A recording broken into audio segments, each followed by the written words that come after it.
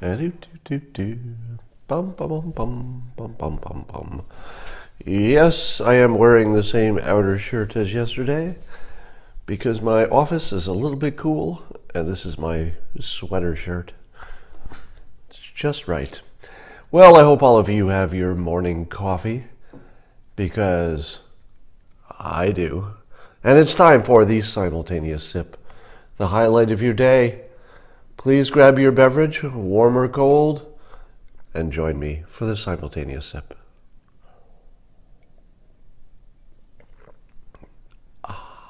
That's good stuff. Let's talk about tweets and misspellings and stuff. So people have been asking me if the president intentionally called Debbie Wasserman Schultz Wendy Wasserman Schultz. Apparently he had a tweet yesterday in which he first called her Wendy Wasserman and then changed it to Debbie. And people are saying, is this another part of his 3D chess, that he did that intentionally to make everybody pay attention to his tweets? And I have two feelings about that. One, I'm kind of the person who invented the idea that he makes intentional mistakes. Two, I don't think that was an intentional mistake. So that's not the type of mistake I would expect to be intentional. To me, it just looked like a typo, braino.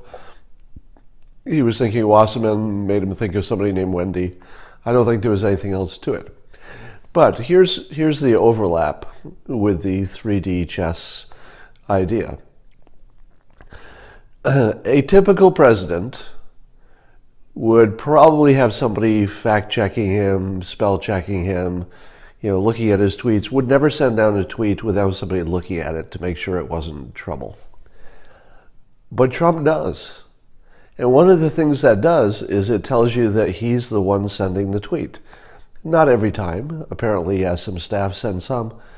But the ones that have the spelling errors, came from President Trump himself, which makes it authentic, and it feels direct, it feels personal, it feels real. So I would say this is a case of not an intentional typo, but rather somebody who has a system which is guaranteed to have more typos, accidental, than you would if you had somebody watching your tweets or doing them for you. So it's not that he does it intentionally, it's that he doesn't care, and the occasional mistakes do make it look more genuine, make it look more real for the type of people who are supporting them anyway. However, today's misspelling, there was another one today, on the name of New York Times reporter Maggie Haberman, I don't know the actual pronunciation. It's supposed to have either two B's or one. I forget which one is the correct way. But here's an example where the president spelled it wrong. I'm sure it was not intentional, except in the sense that he couldn't be bothered to make sure he spelled it right, which is funny in and of itself. It's not that he did it wrong intentionally, it's that he didn't care. That's the story. The story is it didn't matter that much to him. Was he wrong? No, he was not wrong. Because in spelling it wrong, it just was a little bit more dismissive of her than if he'd spelled it right, so it still worked in his favor. So it's not that he does it intentionally, it's that he knows it's either not going to matter, or in some indirect way it'll help him because it makes him look a little more real, a little bit more dismissive in this case. It just doesn't have a downside. All right, let me read the three tweets from this morning, I guess. Now, if you don't know Maggie Haberman, it helps to imagine her. Just, put her in your mind if you can imagine her. All right. So I think the topic was whether Michael Cohen would flip. Would he turn state's evidence or whatever it is and turn on the president, give up all his secrets? So Trump says, The New York Times and a third-rate reporter named Maggie Haberman, known as a crooked H flunky, who I don't speak to and have nothing to do with, are going out of their way to destroy Michael Cohen and his relationship with me, and blah, blah. Even if it means lying or making up stories. No, he said, non-existent sources and a drunk/drugged up loser who hates Michael, a fine person with a wonderful family. Michael is a businessman, blah, blah, blah. The government loves him, blah, blah, blah. So the tweet's too long to read the whole thing, but the point of it is that the president is saying that Michael Cohen would never be the kind of person who would turn on him by making up some story of something he did. Now, for the first time ever, I'm going to disagree with Alan Dershowitz on a legal question, sort of a legal question. Dershowitz said that Trump made a mistake by calling Michael Cohen just to check in with him and see how he was doing. Because, since they're potentially on different sides, if Cohen flips, because of the ongoing investigation, Alan Dershowitz says it's just a terrible mistake for the president to have any contact with Cohen, because it might look like he's trying to, work out a deal with him or whatever. Here's the first time I'm going to disagree with Dershowitz that I can remember. And remember the Dershowitz rule. The Dershowitz rule is that if I disagree with Alan Dershowitz, I'm wrong. All right? So I'm going to tell you why I disagree.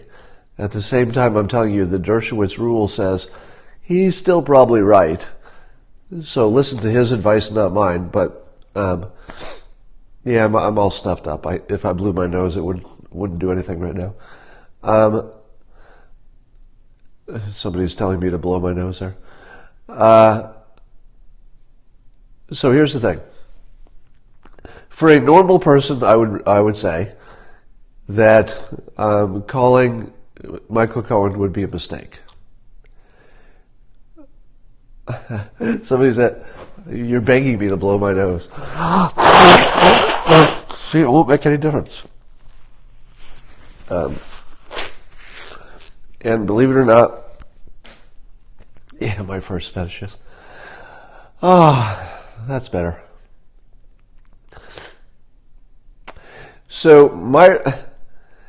So Dershowitz says they never should have made that phone call. The president never should have called Michael Cohen. Here's where I disagree.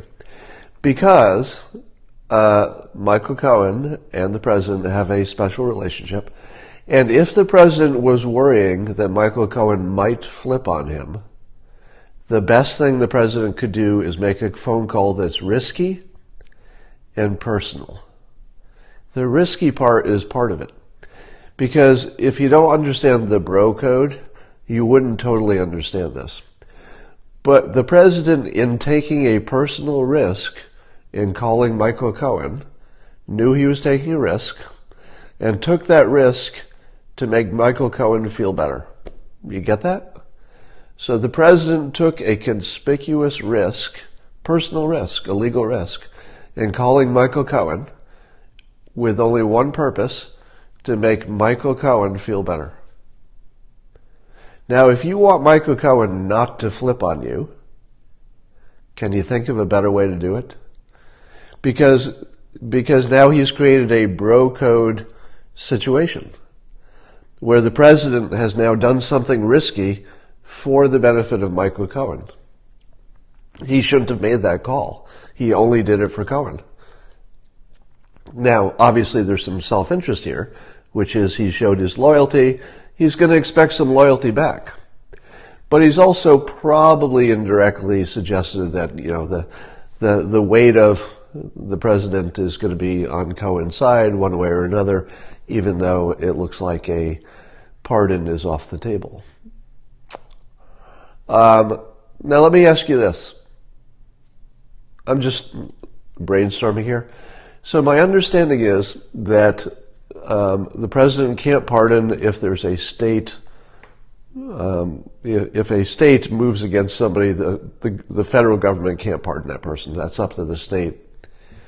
But there's also this weird double jeopardy rule that if the federal government convicted you of a crime, I think the state can't convict you for exactly the same crime.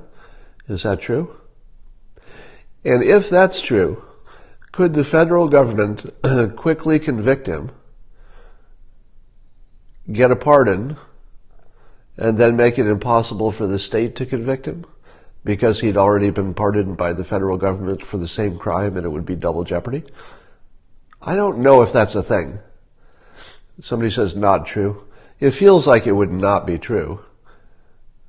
But I'd love to know, if that's possible. Because you can imagine a situation where a friendly prosecutor would say to Cohen, I'll prosecute you, just plead guilty, and we'll pardon you at the same time, and then the state of New York can't get to you. And I don't know if any of that would work, by the way. So don't ever take my legal advice. All right.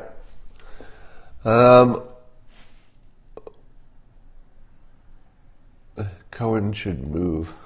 I don't know if that works. All right, that's it for me. I got to go do some work, and I will talk to you. Oh, one more thing. I have a prediction about North Korea. So we're at the point in the North Korean saga where all the people who have been saying for a while, don't trust North Korea, they're going to pretend to give up their nukes, but then they're not going to do it. So those people are getting ready to be satisfied.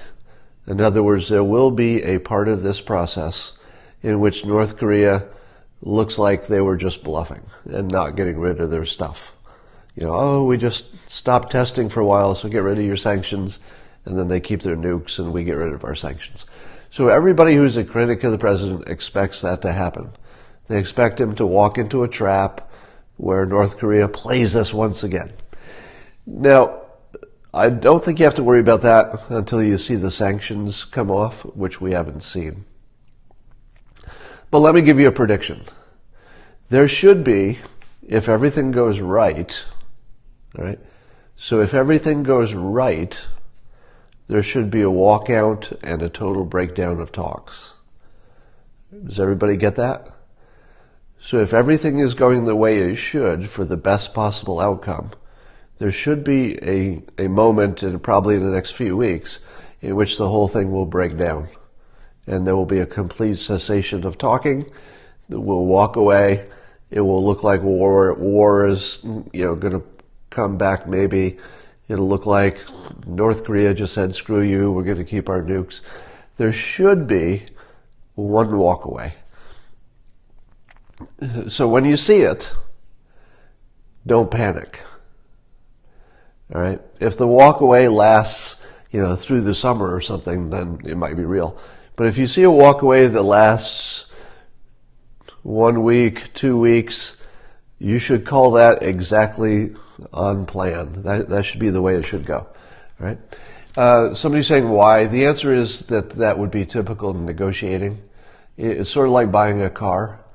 There should be one point where either they or we walk away and say, hands up, I can't do it, forget it, we'll never make a deal.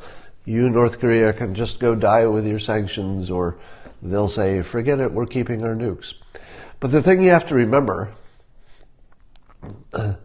is that the last thing that the United States wants is for North Korea to have nukes. But the other thing to remember is that the last thing North Korea wants is to have nukes. That's just my opinion.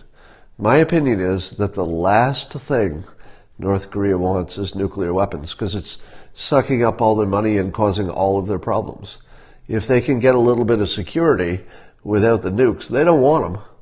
It's just expensive, very risky, and it doesn't have the payoff that you'd hope. So I would not expect North Korea to want to keep any of their nukes. It's just too much trouble for them. But they do have to walk away, or we have to walk away. So look for the walk away. And don't be too afraid when it happens. And that's all I'll leave you with. And I'll talk to you later.